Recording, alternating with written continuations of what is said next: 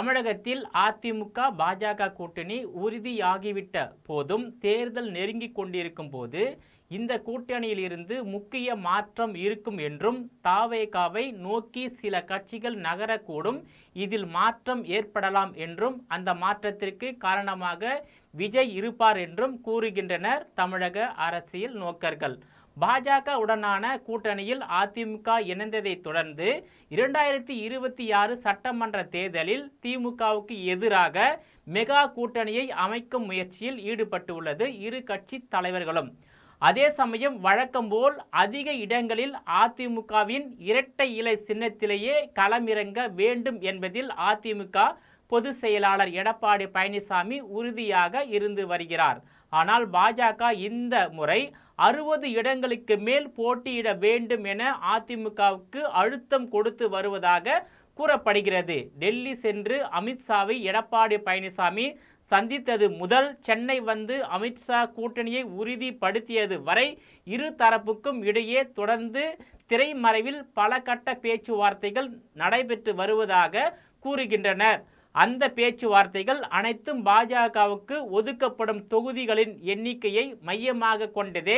அதிமுகவுக்கு சமமாக பாஜக கருதப்பட வேண்டும் என்பதை எடப்பாடி பழனிசாமி ஆரம்பத்திலேயே மறுத்துவிட்டதாக கூறப்பட்டது. முதலில் கூட்டணி வைப்போம், பின்னர் அதிமுகவை நமது வழிக்கு கொண்டு வந்து விடலாம் என்பது பாஜகவின் திட்டமாக இருக்கும் என்று சந்தேகம் தெரிவிக்கின்றனர் அரசியல் நோக்கர்கள். திமுகவுக்கு எதிராக வலிமையான கூட்டணி அமைக்க வேண்டும், அதே சமயம் பாஜக அதிக இடங்களில் போட்டியிட்டு சட்டமன்றத்தில் முன் எப்போது இல்லாத வகையில் அதிக உறுப்பினர்களை பெற்றுவிட வேண்டும் என்பதே அக்கட்சியின் திட்டமாக உள்ளது. அதிமுகவை பொறுத்தவரை திமுகவை வீழ்த்தி மீண்டும் ஆட்சி கட்டலில் ஏற வேண்டும், அதற்கு என்ன வழி உண்டோ அதை மேற்கொள்ள வேண்டும் என நினைக்கிறது. கூட்டணிக்குள் விரைவில் பாமகவை அழைத்து வர வேண்டும். மிக முக்கியமாக டிடிவி தினகரனின் அம்மா மக்கள் முன்னேற்ற கழகம் OPS ஆகியோரை எக்காரணம் கொண்டும் கூட்டணியில் வைத்திருக்க கூடாது என நினைக்கிறது. இது தொடர்பாக பாஜகவுக்கு அழுத்தம் கொடுக்கப்பட்டு வருகிறது அதிமுக பொதுச் செயலாளர் எடப்பாடி பழனிசாமி அவர்கள்.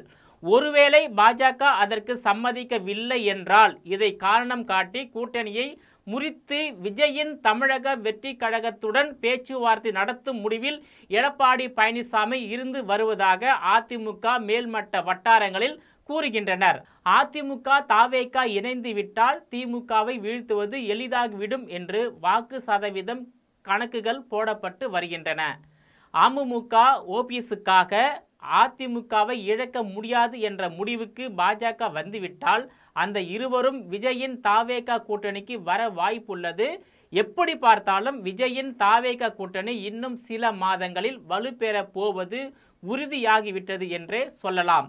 திமுக கூட்டணியிலிருந்து தேசிய கட்சியான காங்கிரஸ் வருமா, விசிக வருமா என தாவேகா நிர்வாகிகள் எதிர்பார்த்து காத்து கொண்டிருந்த போது தேசிய ஜனநாயக கூட்டணியில் இருந்து தான் சில கட்சிகளை தம் பக்கம் இழுக்க முடியும் என்ற யதார்த்தத்தை தாவேகா தலைமை கொஞ்சம் தாமதமாக புரிந்து கொண்டுள்ளது என்கின்றனர் தமிழக அரசியல் நிபுணர்கள்.